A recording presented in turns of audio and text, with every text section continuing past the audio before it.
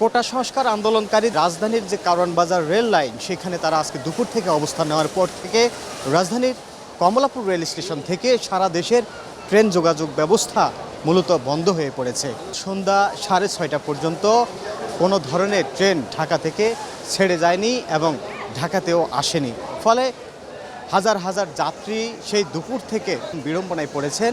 আমরা এখানে এসে দেখেছি যাত্রীরা ট্রেন কখন ছাড়বে, কখন আসবে, কোনো তথ্য জানার জন্য যে তথ্য কেন্দ্র রয়েছে সেই তথ্য কেন্দ্রেও কোনো কর্মকর্তা বা কর্মচারী কাউকে পায়নি। তাদের কাছ থেকে আমরা যেটি জানতে পেরেছি, তারা বলেছেন যে বেশ কিছু যাত্রীরা যখন তাদের কাছে কোনো তথ্য জানতে চেয়েছে কিন্তু তারাও কোনো তথ্য দিতে পারছিলেন না, তখন তাদের সঙ্গে যাত্রীদের তর্ক বিতর্ক হয়েছে, বাকবিতণ্ডা হয়েছে। এক পর্যায়ে তারা অনেকটা পালিয়ে এখন বিভিন্ন জায়গায় অবস্থান নিয়েছেন। আমরা রেল স্টেশনে যে ম্যানেজার, কমলাপুর রেল স্টেশনের যে ম্যানেজার এবং মাস্টার কাউকে আসলে কার্যালয়ে পায়নি। আমরা বিভিন্ন মাধ্যমে জানতে পেরেছি যে তারা অনেকটা যাত্রীদের তোপের কারণে পালিয়ে বেড়াচ্ছেন। যতক্ষণ পর্যন্ত না তারা শিডিউলভুক্ত ট্রেনগুলো ছাড়তে না পারছেন তারাও আসলে সামনে আসছেন না।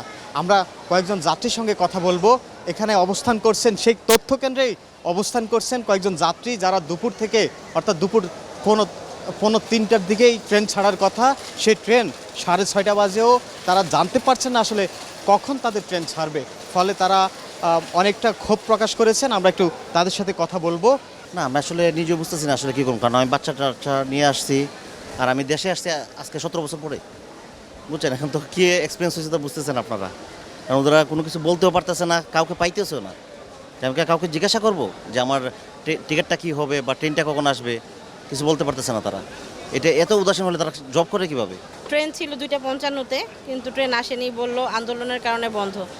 এখন পর্যন্ত অপেক্ষায় আছে, কিন্তু সমস্যা হচ্ছে ওনারা কেউ বলতেও পারছেন না ট্রেন কখন আসবে বা আদৌ আজকে আসবে কি আসবে না সেটাও বলতে পারছেন না।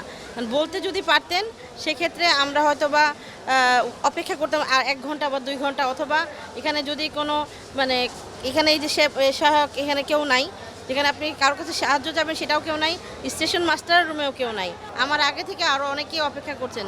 তো বয়স্ক আছেন যারা, তাদেরও কষ্ট, বাচ্চাদের নিয়ে আসলেই কষ্ট হচ্ছে। আমরা 4টার সময় এসেছি, 4:40-এ ছাড়ার কথা, সেটা এখন তো 6:30 বাজতেছে, এখনও আসে নাই।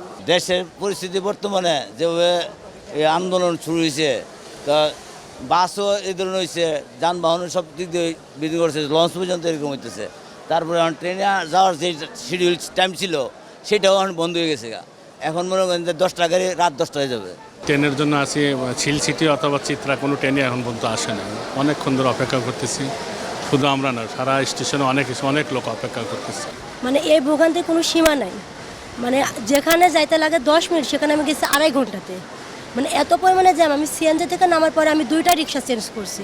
তাহলে বোঝেন কেমন ভোগান্তি হয়েছে। সেল সিটি রাজশাহী 2:45 আসার কথা, কিন্তু আসে নাই। এখনও মনে হয় আপনার আটকা রয়েছে। এই যে আমরা যে ভোগান্তির মধ্যে পড়ছি, দেখছেন কি অবস্থা, সারাদিন এনে আটাআটি করতেছি, ট্রেনের কোনো খবর নাই। চিলাহাটি এক্সপ্রেস 5টায় আসার কথা, 5টায় ছাড়ার কথা, এখনও ট্রেনের খবর জানি না। এত ভোগান্তি হবে এটা তো আশা করি নাই, আর জানলে তো আজকে টিকিটটাও করতাম না। বরং ওনারা যদি আমাদের আগে বললে আমাদের টাকাটা ফেরত দিত তাহলে তো চলে যেতে পারতাম, কারণ ট্রেনের টিকিট পাওয়া তো এখন ছোটা। ডিজিটাল বাংলাদেশ প্রচারণা করতেছে, সবার নিচে, সব বিলবোর্ডের নিচে লেখা শুধু ওই ধূমপান থেকে বিরত থাকুন, কোনো ট্রেনের কেন বিলম্ব হচ্ছে, কী অবস্থা, ঠিক আছে, এইগুলোর তো কোনো আপডেট তারা এইভাবে লাইনে দিতে পারতো, ঠিক আছে। আমরা তো কোনো ডিজিটালাইজেশনের যে সুযোগ সুবিধা সেটা তো আমরা আসলে পাচ্ছি না, আমরা তো ইনফরমেশনই পাচ্ছি না, ঠিক আছে। এখন ট্রেন ব্রহ্মপুত্র এক্সপ্রেস 6:15-তে কমলাপুর থেকে ছাড়ার কথা, সেটা এখন স্টেশনের কোনো প্ল্যাটফর্মে নাই। তো আমি টিকিট মাস্টারের কাছে গেছিলাম, যে দেখছি টিকিট মাস্টার ওখানে নেই, কারো সহযোগিতা পাইনি, এ পর্যন্ত দাঁড়ায় অপেক্ষায় আছে। কখন যে পাবনা যাবো জানি না, 2:30 বাজে ছাড়ার কথা, ওই ট্রেন এখনো আসলো না। 3-4 ঘন্টা বন্ধ অবস্থা ছিলাম। কমলাপুর রেল স্টেশনে আসছি আমরা। আমার এই বাচ্চা নিয়ে আমরা খুব অসুবিধায় ছিলাম। আমাদের এই দুঃখজনক অবস্থা পরিবেশে দেখার মতো কেউ নাই, কমপ্লেন দেওয়ার মতো কোনো জায়গা আমাদের নাই। আমরা বাংলাদেশের মধ্যে অত্যন্ত নিরুপায় হয়ে কোনো রকম জীবনযাপন করতেছি। মোবাইল আটক ছিলাম অনেকক্ষণ যাবৎ, এই মাত্র ট্রেন আসলো, এই মাত্র আমরা বের হলাম। 1:30 আটকেলাম, এই মাত্র 7টায় আসলাম।